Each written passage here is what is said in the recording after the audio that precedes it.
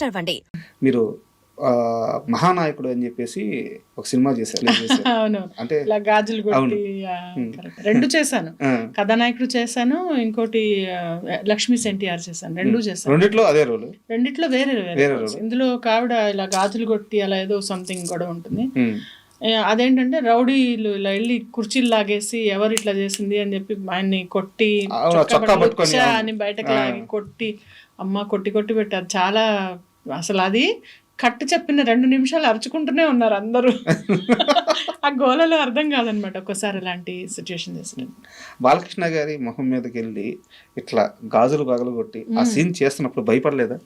భయపడుతుంటే ఆయన వచ్చి "నువ్వు వచ్చి ఉమ్మాయమ్మా" బా ఆయన చెప్పారు, ఇది ప్రామిస్, ఇట్లా వచ్చి నువ్వు పర్లేదు, ఎందుకంటే నాన్నగారి మీద అలా చేశారు, అప్పుడు నువ్వు వచ్చి చెయ్యి, ఇలా అలా నువ్వు భయపడుతూ చేస్తే సీను సరిగా రాదు, వచ్చి ఇలా అంటే ఇంకా ఆయన మీద ఇలా వెళ్ళి ఇలా కొట్టి, ఇద్దరు ఉంటాం ఆర్టిస్ట్లో, ఇలా పెట్టి చేసి మాట్లాడి అదంతా. కృషి గారు చాలా బాగా చేశారు అది. నిజం అసెంబ్లీకి వెళ్ళి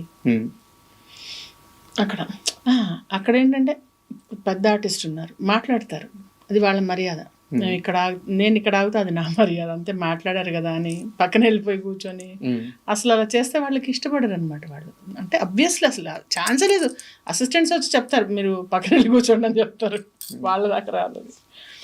అది అంత పెద్ద ఆర్టిస్ట్ ఆ మాట అన్నాడు మేడం, నేను కింద నుంచి షాక్ లో ఉండిపోయాను. అవునవును అన్నారు, ఈ మాట చెప్పారు. సినిమా కోసమే అఫ్ కోర్స్. వాళ్ళ ఇప్పుడు సీనియర్ ఎన్టీఆర్ గారి మీద అలా చేశారు, సో మీరు అలా చేయండి, మీరు ఎలా ఎంత చేస్తే ఆ సీన్ అంత బాగా వస్తుంది అని చెప్పారు. మిమ్మల్ని పేరు పెట్టి కూడా పిలిచారంట. మాధవి అంటారు, అంటే గుర్తుపడతారు, కొంతమంది గుర్తుపడతారు. ఇండస్ట్రీలో నిజంగా గుర్తుపట్టినట్టు నటించి పక్కకి వెళ్ళిపోయేవాళ్ళు ఉంటారు. వాళ్ళని ఏం చేద్దాం, మనకి ఎందుకు అవన్నీ పద. Next question. బాలకృష్ణ గారు అంత మనిషి అంత ఫ్రీగా అంత అవసరం లేదు. ఆయన చాలా బాగా ఉంటారు, చాలా బాగా మాట్లాడతారు. అంటే మనం చూసేది ఇంతే కదా, ఇంతలో చాలా బాగా ఉంటారు. మనం ఎలాంటి మనిషి, ఎలాంటి వ్యక్తి అని మనం ఒక థీసెస్ రాయట్లేదు కదా ఆయన మీద, సో మనతో ఉన్నది చూసుకుంటే సరిపోతుంది. అది ఫైనల్ క్వశ్చన్ మేడం, చివరికి వచ్చేసాము. ఓకే, నెక్స్ట్ ఏంటి అంటే, సినిమాలు చేస్తున్నారు, సీరియల్స్ చేస్తున్నారు, అండ్ మీ హెల్త్ ముఖ్యం, ఫ్యామిలీ ముఖ్యం. ఎస్. మీ మైండ్ సెట్ ఇప్పుడు ఎలా ఉంది? నెక్స్ట్ రాబోయే 5 ఏళ్ళలో నా మైండ్ సెట్ ఏంటంటే, ఒక 6-7 ఇయర్స్లో నేను సంథింగ్ మంచిగా ఈ మూవీస్ సీరియల్స్ చేస్తాను సరే. ఒక 2 స్క్రిప్ట్స్ ఉన్నాయి నా దగ్గర. ఓకే. ఆ స్క్రిప్ట్స్ని నేను రియలైజ్ చేయాలి, అదొకటి ప్రాజెక్ట్. డైరెక్షన్ కాదు, నేను రాశాను, అది చూడాలి, అది తర్వాత మెటీరియల్ ఇవ్వాలి. అండ్ దెన్ ఇంకొక ఎస్టాబ్లిష్మెంట్ ఎలా అంటే, నేను ఉన్న నాళ్ళు మంచిగా అదే నాకు సంపాదించి పెట్టేలాగా ఒక ఆఫీస్ లేకుంటే ఒక బిజినెస్ లాంటిది ఒకటి స్టార్ట్ చేద్దామని ఆలోచన. Super madam. అండ్ ఫైనల్గా మీరు వెళ్ళేటప్పుడు ఒక పాట పాడిచ్చి పంపిమన్నారు. పాటనా? అసలు ఈరోజు నాకు కొంచెం హెడేక్గా ఉంది, అందుకని వచ్చినప్పుడు కొంచెం డల్గా మాట్లాడుతూ ఉండాలి. ఇప్పుడు రాను కొంచెం మాట్లాడాను. తప్పకుండా పాడదాం. ఏం పాట పాడాలి చెప్పండి. మీ హీరో, మీ నాని గారి పాట పాడితే ఇంకా హ్యాపీ. నాని గారి పాట అలాగా అన్ని రావు, కొన్నే వచ్చు నాకు. Any song.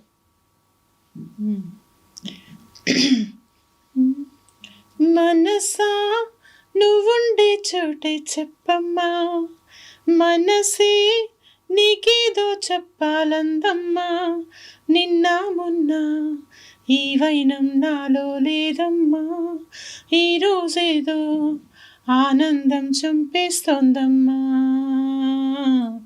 ఓ సోనా వెన్నెల సోనా నేనంతా నువ్వయ్యానా, నీ రూపు రేఖల్లోనా నేనుండి పోనా, మనసా నువ్వుండే చోటే చెప్పమ్మా, మనసే నీకేదో చెప్పాలందమ్మా, నిన్న మొన్న ఈ వైనం నాలో లేదమ్మా, నీ రోజేదో ఆనందం చంపేస్తోందమ్మా.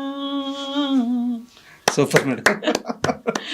Acting, singing, drawing, motivation classes, ఏదో అలా ఖాళీగా ఉన్నప్పుడల్లా బుర్రలు తినకుండా ఇలాంటివి చేసుకుంటూ ఉంటే సరిపోలే, ఇంకోళ్ళని ఇబ్బంది పెట్టకుండా.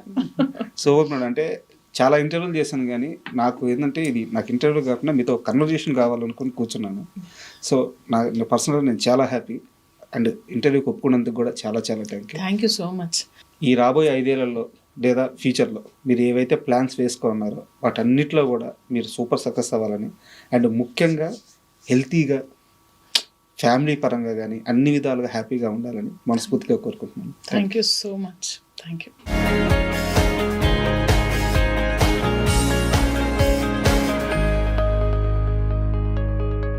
And for more videos, Please subscribe to iDream. Please subscribe to iDream. Please subscribe iDream. And please subscribe to iDream. For more videos, subscribe to iDream. please like, share, and subscribe to the channel. Congratulations, iDream. Subscribe to iDream. Subscribe to iDream. So, subscribe to iDream Media. iDream team andarki huge congratulations. Please subscribe iDream Media. Please subscribe to iDream. Subscribe iDream. Please subscribe to iDream. iDream అంటే నా కళల ఛానల్ను subscribe చేసుకున్న నోరు తిరుగుతలేదు, మీరైతే గంట గుర్తు కొట్టండి. For more such videos, please subscribe to iDream. Subscribe to iDream. Please subscribe to iDream. Please subscribe iDream Media. Please do subscribe to iDream. Please subscribe to iDream Media. For best entertainment and information, please subscribe iDream. And don't forget to subscribe to iDream. ఒక నిరాసక్తి కానీ కనిపిస్తూ ఉంది. నిజంగా మనస్ఫూర్తిగా 100% industry మీద ప్రేమతోనే continue అవుతున్నారా, ఇక్కడ నుంచి బయటికి వెళ్ళలేక కంటిన్యూ అవుతున్నారా? అంటే అది ఇండస్ట్రీ మీద ప్రేమతోనా లేకుంటే ఇంట్రెస్ట్తోనా అని కాదు. It is like my job. ఒక స్టేట్ బ్యాంక్ ఆఫ్ ఇండియాలో మా ఫాదర్ వర్క్ చేసేవాళ్ళు. ఆయన రిటైర్ అయ్యే వాళ్ళకు వర్క్ చేశారు, రైట్? రిటైర్ అయ్యే వరకు వర్క్ చేసుకుంటూ వెళ్ళారు. ఇప్పుడు నేను కూడా ఇండస్ట్రీలో వచ్చాను, ఇక్కడి నుంచి బయటకు వెళ్ళి మళ్ళీ if I have to earn, నేను ఒక ట్రైనింగ్ వెళ్ళి మళ్ళీ స్టార్టింగ్ నుంచి నేను స్టార్ట్ చేయలేను. ఆల్రెడీ ఎక్స్పీరియన్స్ ఉంది, యాక్టింగ్ వచ్చు, బాగానే చేస్తాను, వస్తున్నాయి, రాకుండా ఏం లేవు అవకాశాలు. మనం అనుకున్నవి రావు, అంతే కదా. ఇప్పుడు సపోజ్ మీరు ఒక 50,000 జీతం కావాలనుకుంటారు, మీకు 20,000 వస్తుండొచ్చు. కానీ అలా అని మీరు 20,000 తెచ్చుకోవడం మానరే, 50,000 కోసం ట్రై చేస్తూ ఉంటారు. సిమిలర్గా నాకు పెద్ద రోల్స్ కావాలి, పెద్ద టైటిల్ కార్డ్ రోల్ కావాలి అని ప్రతి ఒక్కళ్ళకు ఉంటుంది, ప్రతి ఆర్టిస్ట్కి ఉంటుంది. కానీ అక్కడ దాకా రావడం అనేది ఒక journey. It's a very long journey. So I'm in the process and I'm still doing it. నాకు డిసింట్రెస్ట్ లేదు. కొన్ని అంశాల పట్ల డిసింట్రెస్ట్ ఉంది. అంటే డిసింట్రెస్ట్ అంటే కొన్ని అంశాల పట్ల నాకు డిసప్పాయింట్మెంట్ ఉంది. డిసింట్రెస్ట్ కాదు, డిసప్పాయింట్మెంట్ ఉంది. అవి కంప్లైంట్ కూడా చేయనండి నేను, ఎందుకంటే ఎవరు వింటారు కంప్లైంట్స్? ఎవరు దాన్ని సరి చేయాలి? ఇదే ఒక స్ట్రక్చర్ ఉండే ఇండస్ట్రీ కాదు కదా. This is the only place where మొత్తం సిస్టమాటిక్గా ఉంటుంది, అలానే లేకుండా కూడా ఉంటుంది. సో ఫనీ థింగ్, కానీ ఐ డోంట్ రిఫార్మ్ ఎనీథింగ్. నా దగ్గర వచ్చినవి, నా దగ్గర ఉన్నవి, నా చుట్టుపక్కల ఉన్నవి చూసుకుంటూ, నా ఇల్లు చూసుకుంటూ నేను ముందుకెళ్ళిపోతే ఐఎమ్ హ్యాపీ. అంటే ఇండస్ట్రీలో 2 రకాల ఆర్టిస్టులు ఉంటారు మేడం. అంటే నేను చెప్పేది టైర్ 1 హీరోల దగ్గర నుంచి జూనియర్ ఆర్టిస్టుల వరకు ఎవరైనా సరే 2 రకాల ఆర్టిస్టులు ఉంటారు. సినిమానే జీవితం, సినిమానే ప్రాణం, ఇది లేకపోతే బతకలేమనే వాళ్ళు ఒకరు. ఇంకొకరు ఇది నా ప్రొఫెషన్, ఇక్కడ అవకాశాలు ఉన్నంత వరకు చేస్తాను, తర్వాత చల్తా, ఏదైతే అది అవుద్ది. దీంట్లో మిర్చి మాధవి ఏ రకం? Second type. ఇది ప్రాణం, ఇది నా సర్వస్వం, ఇది నా ఇది అని నేను అసలు అంత దేన్ని అనుకోను సార్. నన్ను నేను తప్ప, నన్ను నేను చూసుకుంటూ, నా కుటుంబం చూసుకుంటూ ముందుకెళ్తూ, ఇది నడవడం కోసం ఒక ఉపాధి కల్పించుకొని ఇందులో మంచిగా ఇచ్చింది మంచిగా చేసుకుంటూ ముందుకెళ్తున్నాను తప్పితే నువ్వే నా సర్వస్వం అని దేన్ని అనుకున్నా అది నీ జోలికి రాదు. అది అమ్మాయి కానీ, అది జాబ్ కానీ, అది ఎవరైనా కానీ అది వెగటైపోతుంది. ఏది అంత నీకు మనసుకు హత్తేసుకోకూడదు. అది నేను అస్సలు చేయనది. ఎందుకంటే డిసప్పాయింట్మెంట్స్ వస్తాయి కాదా? అంతే కదా. ఇప్పుడు అంతే కదా. ఏదైనా నేను ఇల్లు కడుతున్నావో, బ్రహ్మాండమైన ఇల్లు కట్టాలంటే డబ్బులు సరిపోవు. ఆ సరిపోయిన వాటిలో కట్టిన దానిలో డిసప్పాయింట్మెంట్. ఇంకా దాన్ని ప్రేమిస్తే తుడిచి అక్కడే ఉండి నేను అందులోనే ఉండలేను, బయటకు వెళ్తే ఏదో పాడైందని. అంటే నువ్వు ఎక్సెస్గా ఎప్పుడైతే అబ్జెస్ అవుతావో ఏ విషయం గురించి అయినా, ఇట్ డజంట్ హెల్ప్ యూ. అంటే ఇక్కడ నాది ఒక కంటిన్యూటీ క్వశ్చన్. ఇప్పుడు ఆర్టిస్టులు చాలా మంది ఉంటారు, అవకాశాలు లేక సూసైడ్ చేసుకుంటూ ఉంటారు. వాళ్ళందరూ ఇలా సినిమాని నుంచి ఎక్స్ట్రీమ్కి వెళ్ళిపోయి ఆలోచించిన వాళ్ళే కదా. అంతే కదా. అది ఆర్టిస్ట్లే కాదు, ఎగ్జామ్స్ ఫెయిల్ అయ్యి ఎగ్జామ్స్లో చేసిన వాళ్ళు, లవ్లో ఫెయిల్ అయిన వాళ్ళు, ఆ సూసైడల్ టెండెన్సీ అనేది ఒక డిఫరెంట్ ఎమోషనల్ హెల్త్ గురించి అదొక సెపరేట్ టాపిక్. అంటే అలాంటి వాళ్ళు ఎందులో ఉన్నా సెన్సిటివ్గా ఉంటారు, హైపర్ సెన్సిటివ్గా ఉంటారు. వాళ్ళు తట్టుకోలేరు. అదే చెప్పటం, డిసప్పాయింట్మెంట్ తట్టుకోలేరు. ఎప్పుడైతే నువ్వు ఎక్స్పెక్టేషన్స్ ఇక్కడ పెట్టుకున్నావో అక్కడ దాకా రాలేదనుకోండి, ఇట్ విల్ బి టోటలీ ఒక రాంగ్ ప్లేస్లో ఉన్నట్టు మనం మేడం. కదా. సో టఫ్ థింగ్స్ ఉన్నాయా, నువ్వు టఫ్గా ఉన్నావా, అదే. అండ్ మీ యూట్యూబ్ ఛానల్ చూస్తే మేడం కొన్ని షార్ట్స్ పోస్ట్ చేస్తూ ఉంటారు మీరు, యా చాలా అద్భుతంగా ఉంటాయి, మోటివేషనల్ స్పీకింగ్ లాగా, అంటే ఇన్స్పిరేషన్ కలిగించేలాగా ఉంటాయి. మీరు దానికి తగ్గ చదువున్నారు. నాకు తెలియదు అది ఏదో నేను చదువుకున్నాను, పోస్ట్ గ్రాడ్యుయేషన్ అయింది, నేను సర్టిఫికేషన్స్ చేశాను. అంటే నేను ట్రైనర్ చేశాను అనమాట, సాఫ్ట్ స్కిల్స్ కార్పొరేట్ ట్రైనర్ అనమాట.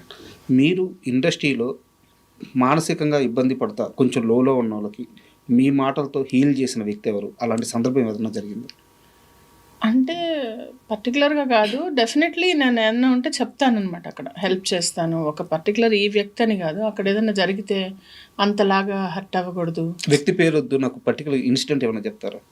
అదే ఒక ఆవిడ ఇట్లనే తనకి నిడివి రావట్లేదు, అంటే లెంత్ రావట్లేదు, రోల్ రావట్లేదు అని చెప్పి చాలా ఫీల్ అవుతుంటే నేను ఒకటే చెప్పా, ఇది పర్మనెంట్ కాదు, ఇది వచ్చినా కూడా ఒక నలుగురు, ఇప్పుడు 5 వేళ్ళు కలిపి ఇట్లా ఒక పిడికిలైనట్టు అందరూ కలిపి ఒక సీన్ అవుతుంది, మన ఒక్కళ్ళ మీద తీయరు కదా, అర్థం చేసుకో, వచ్చింది చేసుకుంటాడు, ఇది కాదా ఇంకోటి చేసుకోవాలి, అంతేగాని ప్రాసెస్లో హర్ట్ అవ్వద్దంట నేను. నువ్వు అర్థం చేసేసుకుంటే థాట్ ఏదైతే నువ్వు ప్రాసెస్లో నువ్వు హర్ట్ కాకుండా ఉంటే ఇట్ విల్ బి బెటర్ అని చెప్పాను. అంటే ఒక స్ట్రాంగ్ మెంటాలిటీ, యాజ్ ఎ ఉమెన్గా ఒక స్ట్రాంగ్ మెంటాలిటీ, సబ్జెక్ట్ మీద సరైన అవగాహన, సరైన అప్రోచ్, ఇంత క్లారిటీ మైండ్ ఎలా వచ్చిందంటే సిచ్యుయేషన్స్ తెచ్చాయి, నేర్పించింది. సిచ్యుయేషన్స్ నేర్పించాయి. చిన్నప్పుడు పెళ్లి కావటం, మంచి క్వశ్చన్ ఇది. చిన్నప్పుడు మ్యారేజ్ అవటం, అర్థం కాకపోవటం, మనం ఇలా ఉంటే వాళ్ళు అలా ఉన్నారేంటి, లేకుంటే అదేంటి అనే క్వశ్చన్స్ చాలా వచ్చాయి నాకు at my early start of my career.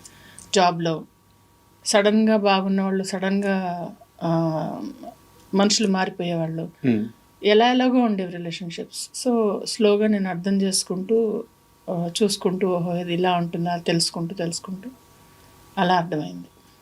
17 ఏళ్ళ వయసులో పెళ్ళైంది కదా మేడం? ఎస్, 17.5. ఎలా హ్యాండిల్ చేశారు ఎర్లీ లైఫ్, మ్యారేజ్?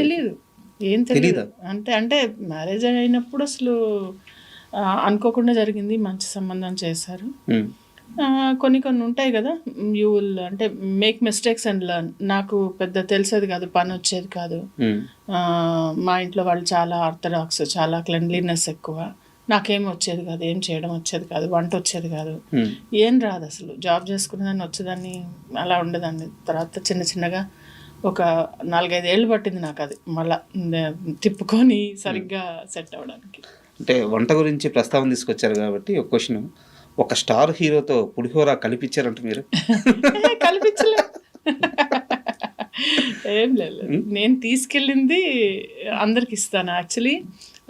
తర్వాత వంటలు బాగా చేస్తాను, నేను అంతా క్యారీ చేసుకుంటాను. అంటే నాకు ఫుడ్ కొంచెం ప్రాబ్లం వల్ల, గ్యాస్ట్రైటిస్ వల్ల నేను ఇంటి నుంచి ఫుడ్ క్యారీ చేస్తాను. సో ఆ క్యారీ చేసింది అందరికి ఇస్తాను అనమాట. అయితే తను ఎలా చేశారు, బాగుంది అని చెప్పారు. ఎవరా హీరో? వద్దు, పేర్లు వద్దు, మళ్ళీ మీకు తమ్నైల్స్ తీసుకుంటారు, దండం మీకు. ఓకే, మీ ఫస్ట్ మూవీ ఒంటరి, గోపీచంద్ గారి సినిమా. ఆ సినిమా ఛాన్స్ వచ్చినప్పుడు కానీ, లేదా సినిమాలో యాక్ట్ చేస్తున్నప్పుడు కానీ, నేను యాక్టర్ని అయిపోయాను, లేకుంటే నాకు అవకాశం వచ్చేసింది, ఎలాంటి ఒక ఎగ్జైట్మెంట్ కానీ, చాలా ప్లెయిన్ మైండ్తో ఉండేవాళ్ళు అంట. రాజా ఎలా అంటే, నేను ఏది ఉబ్బిపోను, ఏది కుంగిపోను. నాకు ఎందుకంటే నాకు వద్దు అసలు, అంత ఎమోషనల్ టర్మాయిల్ వద్దు నాకు. పడి ఉన్నాను నేను, అది చెప్తున్నాను నేను. అర్లీ స్టేజ్లో అవన్నీ పడి ఏదో రాగానే ఓహో మనం అచీవ్ చేసేసామని నాకు అసలు ఎప్పుడు అనిపించదు.